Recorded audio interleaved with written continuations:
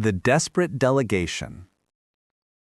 The observation deck of the luminous sovereign stretched before them like a cathedral of glass and light. Ethan Cross stood at the back of Earth's delegation, his fingers nervously adjusting his translation device.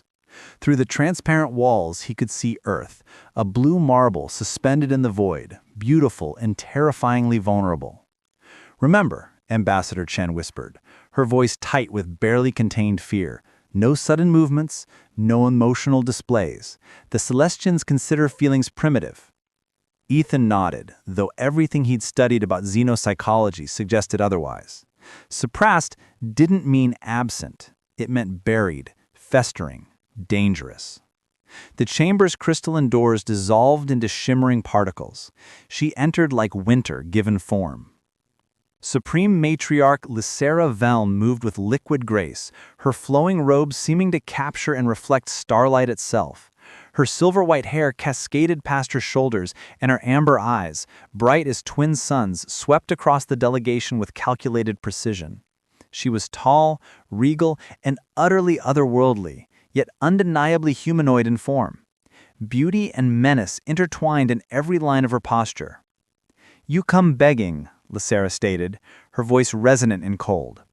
"Your world has 3 solar cycles before our harvest fleet arrives. Convince me why I should alter this schedule." Ambassador Chen stepped forward, launching into carefully prepared arguments about Earth's strategic value, cultural richness, potential for alliance. Ethan watched Lysera's face, saw the way her expression never changed, how her eyes remained distant, processing information with mechanical efficiency. Then, those amber eyes found him. Ethan felt the weight of her gaze like physical touch. She tilted her head slightly, studying him with sudden, unexpected focus.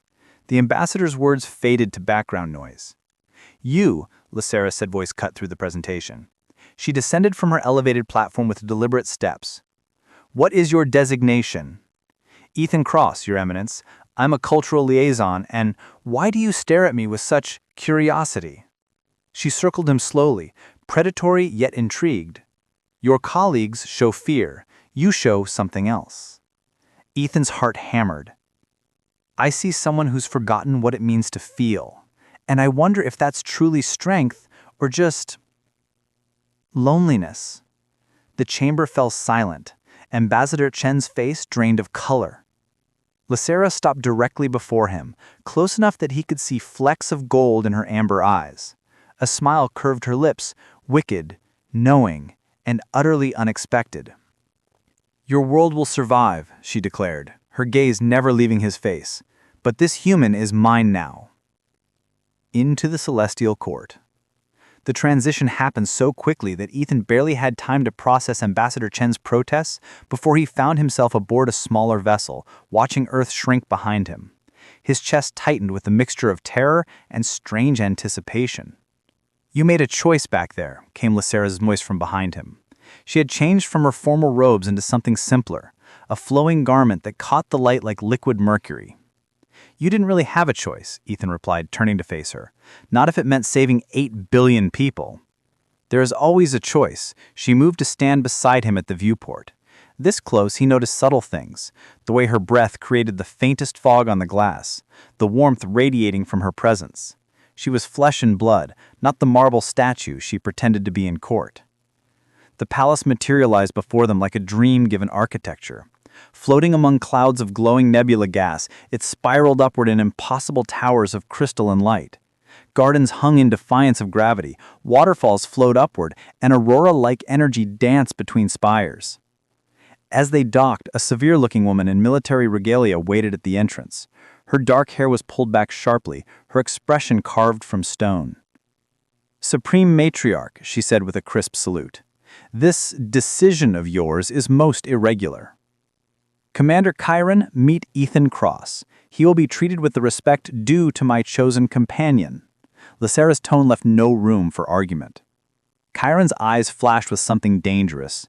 "As you command," but the look she gave Ethan promised future consequences. They moved deeper into the palace, through halls that seemed to shift and breathe with living light. A smaller figure appeared, a gentle attendant with gentle features and curious eyes. This is Saris, Lysera introduced. She will help you adjust to your new circumstances. Saris bowed warmly. It's an honor, Ethan Cross. I've never met a human before. You must have so many stories. I felt overwhelmed. I don't even know where I'm supposed to sleep. You will have your own quarters, Lysera said, then hesitated almost imperceptibly, adjacent to mine, for practical purposes. That evening, Ethan stood on a balcony overlooking impossible vistas, star clusters close enough to touch, cosmic storms painting the darkness with color. He heard soft footsteps behind him. Lysera joined him at the railing, her shoulder nearly touching his. For a long moment, neither spoke. "Why me?" Ethan asked. "Really?" She was quiet. Then, "Because when you looked at me, you saw someone, not something. My people eliminated emotional expression 3 centuries ago. We believed it made us superior, efficient. But I have begun to wonder, what have we lost?" Her voice dropped to barely a whisper. "Everything worth having," he said softly. Her hand found his, fingers intertwining with tentative hope. The touch sent electricity through both of them. "Teach me," Lysera breathed. "Teach me to feel again." Their faces drew closer, the space between them charged with possibility, fear, and the first fragile stirrings of something neither had expected. Connection. Forbidden feelings. 3 weeks passed like a fever dream. Ethan's days filled with language lessons, cultural briefings, and navigating the intricate politics of Lysera's court. But his nights belonged to stolen moments with the matriarch herself. She came to him after midnight, when the palace slept and her mask of authority could finally slip. They would sit in his quarters, talking for hours beneath the glow of distant galaxies visible through his ceiling, a transparent dome that made him feel suspended in infinity. "Tell me about love," Lysera said one evening, curled on the cushions beside him with uncharacteristic informality. She had let her hair down, and it pooled around her shoulders like molten silver. "Love isn't just one thing," Ethan explained, very aware of how close she was. "It's choosing someone even when it's difficult. It's vulnerability, letting someone see your flaws and trusting they'll stay anyway. My people would call that weakness. Your people are wrong." He reached out, gently tucking a strand of hair behind her ear. She leaned into his touch like a flower towards sunlight. "When you do that," she whispered, "I feel warmth. Here." She placed his hand over her heart.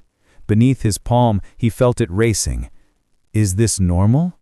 "Very normal." His voice had grown rough. "Lysera, Warning alarms shattered the intimacy. Red light flooded the chamber. "Solar storm," Lysera said, instantly alert. "Class 7, we need to reach the shielded chambers." They ran through corridors that trembled with cosmic fury. The palace's shields flickered as waves of stellar radiation hammered against them. Other Celestians rushed past, faces blank with trained composure, but Ethan saw Lysera's fear, real, honest fear for her people. They reached a reinforced chamber, but the door sealed before everyone could enter. Through the closing gap, Ethan saw Saris caught on the wrong side. "Saris!" He lunged for the manual override. "Don't!" Karen's voice cracked like a whip. "You'll compromise the entire section." But Lysera was already there, her hand joining Ethan's on the controls. Together, they forced the door open those crucial extra seconds. Saris tumbled through, and they sealed it just as a blast of radiation scorched the corridor outside. In the aftermath, the chamber held perhaps 20 people, pressed together in the dim emergency lighting. The storm would rage for hours. Lysera sat beside Ethan, their backs against the cool wall, his arm around her shoulders. She was trembling, from adrenaline, from fear, from the profound realization that she cared whether her people lived or died. "I haven't felt afraid in years," she confessed quietly. "Not since they adjusted me." Adjusted? At 14, all Celestians undergo emotional suppression, neural conditioning. We remember feelings intellectually, but cannot access them. Until you. What changed? You make me want to feel, even the painful things. She looked up at him, amber eyes luminous in the dim light. Especially with you. The storm raged outside, shaking their sanctuary. In the semi-darkness, Ethan cupped her face gently, giving her time to pull away. She didn't. Their kiss was soft at first, tentative, exploring. Then Lysara made a small sound of discovery, and her arms wrapped around him with surprising strength. She kissed him with the intensity of someone rediscovering a sense long thought lost, pouring years of suppressed longing into the connection. When they finally parted, both breathless, Ethan saw tears tracking down her face. "I'm crying," she said with wonder and horror. "I haven't cried since I was a child." "It's okay," he whispered, pulling her close. "It means you're alive." Across the chamber, Karen watched them with an expression Ethan couldn't quite read. Not anger, something more complex, something that looked almost like envy. The conspiracy unveiled. The morning after the storm brought deceptive calm. Ethan woke to find Saris at his door, her usually cheerful face drawn with worry. "You need to be careful," she whispered, glancing down the corridor. "There's talk in the court. Commander Karen has been meeting with the Council of Preservation." "What's that?" "Celestians who believe our emotional suppression is sacred. They think the matriarch has been contaminated." Saris's eyes filled with concern. "They're planning something." Ethan found Lysara in her private study, surrounded by holographic displays of star charts and diplomatic reports. She looked exhausted, the weight of leadership evident in every line of her posture. "You should rest," he said softly. "I cannot." She gestured to the displays. 3 colony worlds are requesting permission to begin their own emotional reintegration programs. Because of us. Because they see their matriarch changed and wonder if change is possible for them too. "That's wonderful." "It's dangerous." She turned to him, and he saw fear in her eyes. "Karen came to me this morning. She demanded I submit to reconditioning, to fix what you've done to me." "What did you tell her?" Lysara crossed to him, taking both his hands in hers. "I told her that you didn't break me.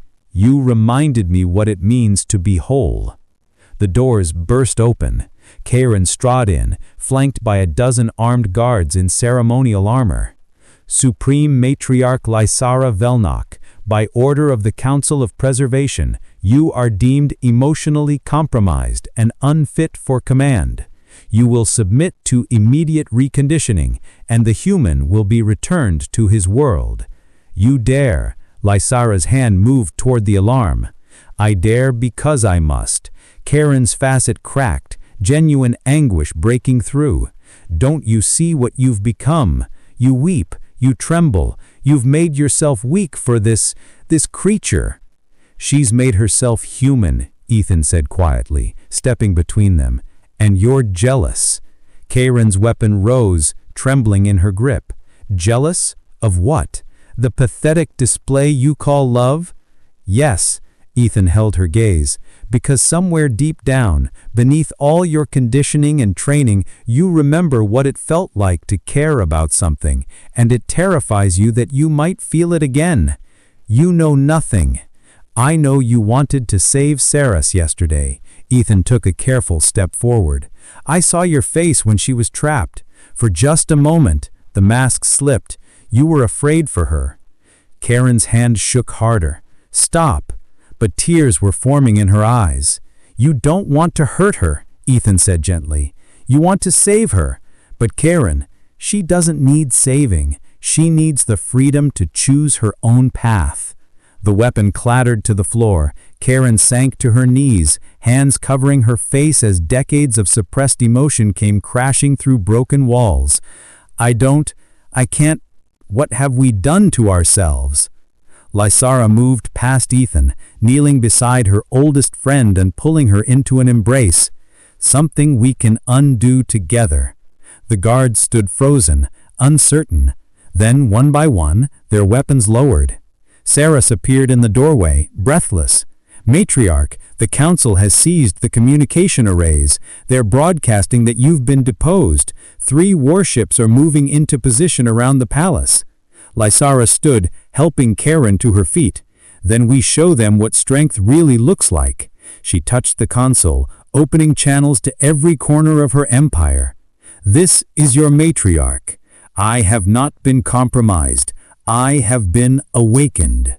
Her image appeared on 10,000 screens across 100 worlds.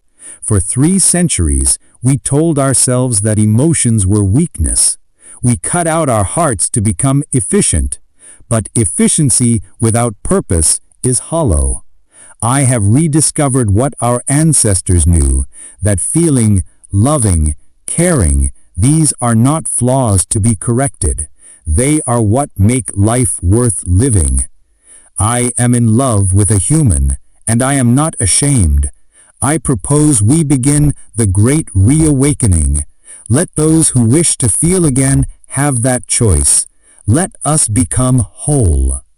Silence stretched across the empire. Then, one by one, responses began flooding in. Colonists, soldiers, scientists, teachers, all saying the same thing. Yes, let us remember how to feel. 2 worlds united. 6 months later, the gardens of the Celestial Palace bloomed with flowers from 2 worlds, earth roses intertwined with Celestian star lilies that glowed softly in the twilight. Ethan adjusted his ceremonial collar for the 100th time, his hands shaking slightly. "You're nervous," Chiron observed, appearing beside him in her new role as Chief of Cultural Integration. She wore a rare smile, still awkward on features trained for decades to remain neutral, but genuine. "That's appropriate. Marriage is meant to be terrifying." "Thanks for the reassurance," Ethan laughed. "She's terrified too, if it helps. I found her this morning trying on her 7th different outfit, actually crying because she couldn't decide." Chiron's expression softened. "I never thought I'd see her cry over something so wonderfully trivial. You gave her that." "We gave each other a lot of things." The ceremony space filled with guests from both worlds. Ambassador Chen sat in the front row, her initial horror at Ethan's fate long since transformed into respect. Saris coordinated the chaos with cheerful efficiency, ensuring both human and Celestian traditions were honored. Music swelled, a fusion of Earth orchestras and Celestian harmonic crystals that seemed to make the very air shimmer. Ethan took his place beneath an arch woven from living light. Then Lysara appeared, and his breath caught. She wore white that seemed to capture starlight, her silver hair crowned with crystals that reflected every color imaginable. But it was her face that undid him, radiant with joy, eyes bright with tears she no longer tried to hide, smiling with such open happiness that the entire assembly seemed to feel it. She joined him beneath the arch, taking his hands in hers. "I was empty," she whispered, just for him.